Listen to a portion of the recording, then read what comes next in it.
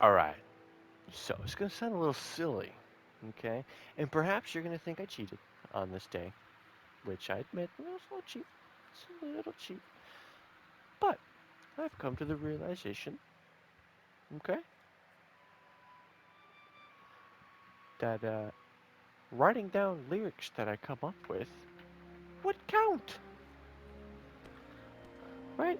Now, to be truthful, I haven't come up with really awesome lyrics today. I mean, the reason I'm saying it kind of sounds like cheating is because like, I thought about it, right? I keep forgetting, right? I've been daydreaming and making my own music in my head for so long that it actually went over my head about the fact that I was contributing to one of my goals. I didn't even realize. It actually just completely went over my head.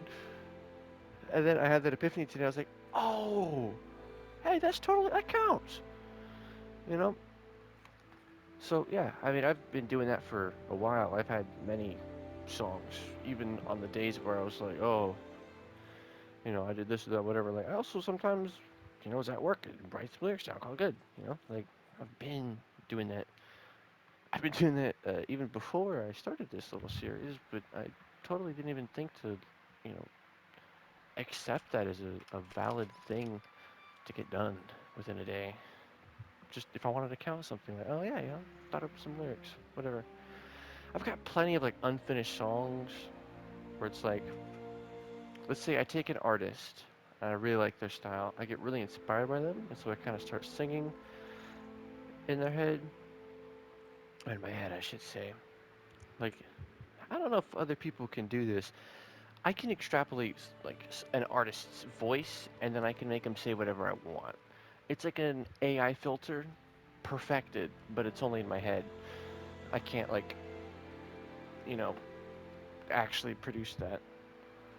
Like if I could just take what is ever made in my head and just bring it to real life, the only thing I couldn't realistically do with enough skill and time is perfectly replicate a voice, right? Because I don't have their voice. But like when I listen to an artist, like, I hear the way that they say things. Like one of the easiest examples is I've listened to Oliver Tree. I'm a big Turbo fan. His Cowboy arc and his most recent character, they're interesting, but I preferred Turbo. I like that era of his music a lot more. It's also what I was introduced to, so it's kind of what I know him as. And there's some good songs from every one of his eras, but whatever. When you listen to Oliver Tree, he's got this distinct way of saying things, and it's really easy for me to take his voice and just like sing with it. And that goes for like really any artist. Like all I need is like a song or two, and I can usually sing in that style for whatever they did for that song, right? So let's say like as an album, I could probably replicate that style of singing within like one or two songs, and most likely get it right. Because there's only so many letters in the alphabet, and so there's only so many things that you can hear, pronounced. And eventually, it just like I'm able to sing in their voice within my head, and I wanted to use that ability that I have to make an album just called Ditto Mimicry. And the whole point of this album, I named the song after the artist, and it's supposed to be like me copying their whole flow, bar for bar. Except, it's my own unique song, I write it, whatever, but I try to sound basically exactly like them. It's kind of an appreciation album. Like, hey, thank you for inspiring me to make music. And that's kind of the whole point of it. I don't really have any musical skill. I think. I don't know. Like, it's in my head, but bringing it forward is a whole nother story, right? Like, I can make a guitar riff in my head, but I can't play guitar. I don't know how to play guitar. No matter how much I might want to know, I don't. So, stuff like that. Now, granted, I know that I could still. There's plenty of ways for me to have access to a guitar and kind of playing it without actually knowing how to. But you know, it's whatever. But the whole point of like Yeah, the digital mimicry thing is just like to sound just like them and try to replicate their style as close as possible.